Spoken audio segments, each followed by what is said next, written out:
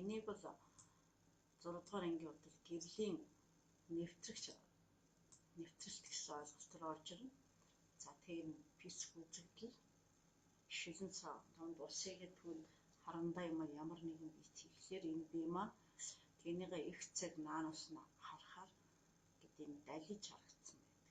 За энэ ямар учиртай юм бэ гэхээр энэ бол гэрлийн хугарал гэдэг үзэгдэлтэй холбоотой юм байна. За тэгээд гэрлийн нэвтрэлтийг судлах гэж байгаа. За та бүхэн шил дөрвөлжин байх албагүй ер нь гэрт чинь ойр шил байж болно, шилэн савнд ус хийж болно, шилэн савнд тос хийж болно. За тэгээд энэ нэвтрэлтийг судалж харж болно. За тэгэхэд энэ туршилт байгаа. За энэ туршилтууд бид ангид танхимд хийх материал байгаа. Тэгээд хүүхэд болгонд энэ туршилт байхгүй ч магад. Тэгэх юм бол энэ үзэгдлийг гэртээ ажиглаарай хүүхдүүдээ. За тэгээд бид нар өмнө гэрэл шулуун тархна, гэрэл ойд гэж 2 хууль үзсэн, одоо 3 дахь хууль нь гэрлийн хугарлын тухай хууль үзэж байна. За онлын хувьд ингээд ийм зүйл харах юм байна л да. За гэрэл хугарахын хувьд 2 орчны заагийн тухай. За нэгдүгээр орчныг агаар гэж авч үзье. За 2 дугаар орчныг бас ингээд агаараар сонгочих. За тэгээ ингээд гэрлийг тусгая. Тэгэхээр гэрэл бол шулуун явж байна. За гэрлийн энд авсан энэ зүйл юу гэхээр яг энэ гэрлийн тусгалын цэг гэж нэрлэнэ. Дэвтэртэй зурагтаа маш сайн тэмдэглэж харж зураараа тусгалын цэг. За тэгээд энэ бол хавтгай байна. Энэ нормал баг. Гэхдээ энд нэлээд агаар байгаа учраас энэ гэрэл бол шулуун дарахдаг хууль маань биелж байна. За тэгээд гэрэл шулуун дарахдаг учраас сүйдэр үүсдэг гэдээ үзсэн. Одоо 2 дугаар орчныгаа за ус болгоод авъя. За тэгсэн чинь гэрлийн цацрагийн чиглэл хэмжээг өөрчлөөгүй байхад гэрэл яг энэ тусгалын цэг дээрээс усны гадаргаас бага хэсэг нь ойгоод үлдсэн хэсэг нь ус руу нэвтэрч орсон.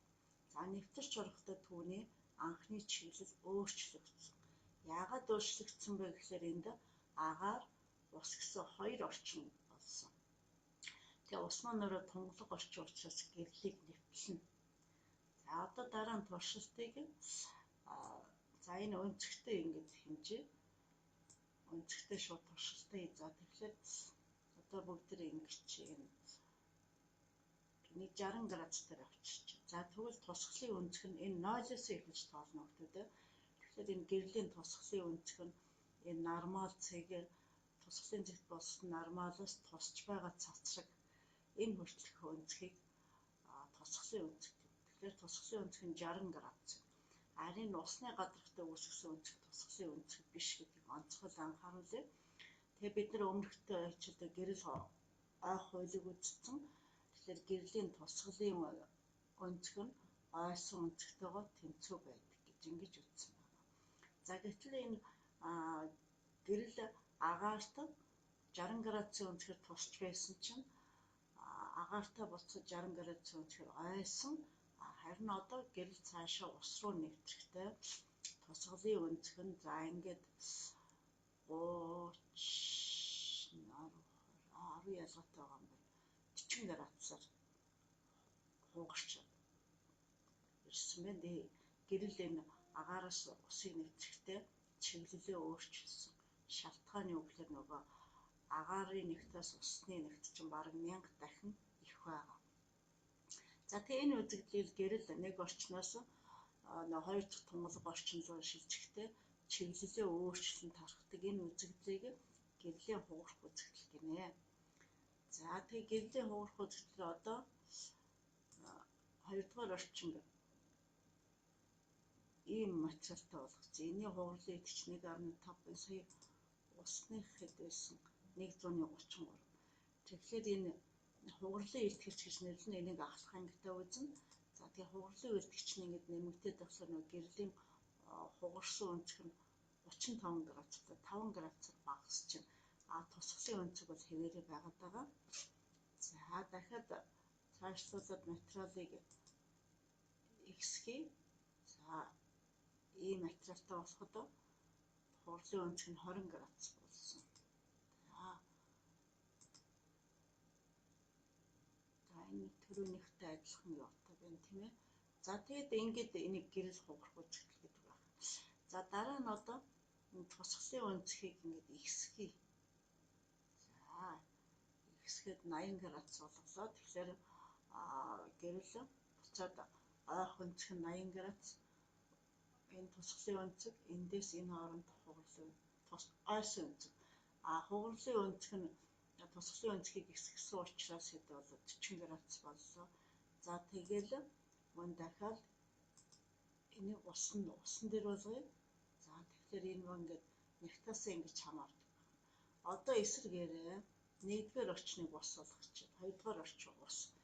Тэгэхээр гэрэл бол нэгэн төрлийн орчин тархаж байгаа учраас энэ хугарлын үзэгдэл явагдахгүй нэ. За одоо хоёрдугаар орчныг агаар болгочих.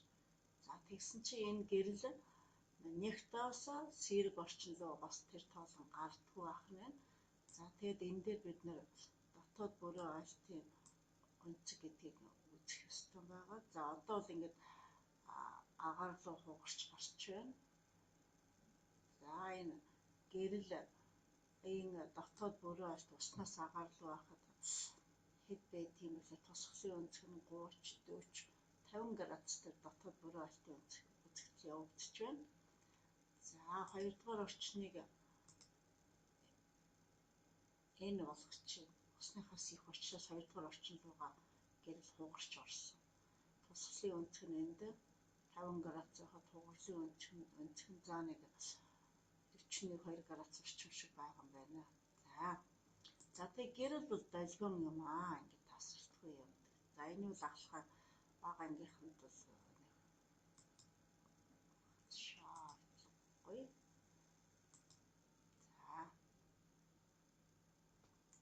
За одоо сая туршилт үзсэн чи энийг бол ойлгоно. Гэрлийн тусч байгаа цацраг.